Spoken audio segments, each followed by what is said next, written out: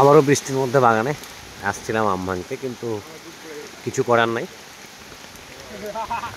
বৃষ্টি শুরু হয়ে গেছে, বাতাস শুরু হয়ে গেছে, আমরা টঙের ভিতরে বসে আছি। এই যে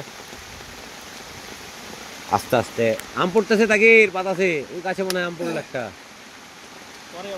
হ্যাঁ, আম দেখাই, ফজলি আম দেখেন কি অবস্থা আমের, পড়ে যায়। এই যে রস বেরিয়ে গেছে।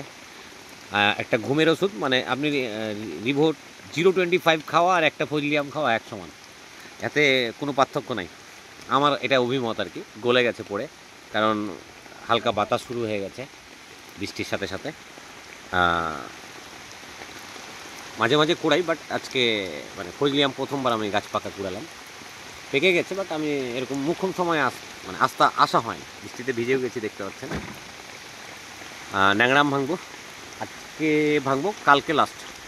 আজকের পরে মানে কালকের পরে আর ন্যাংরাম দিতে পারবো না, তখন ফজলি আর রূপালি চলবে। রূপালিও যাচ্ছে, যদিও রোজ রূপালির ভিডিও আপনাদের দিতে পারছি না, কারণ আমি বাগানে যেতে পারিনি। দেখাই, দেখছেন কি চমৎকার আমার পঙ্খিরাজ দাঁড়িয়ে আছে, এই যে বৃষ্টিতে ভিজতেছে।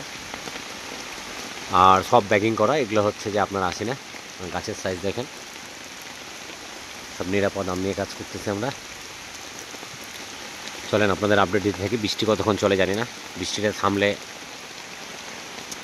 আম ভাঙা শুরু করবো হয়তো। বৃষ্টি বেশি হলে আজকে হয়তো আর আম ভাঙা হবে না, আগামীকালকে।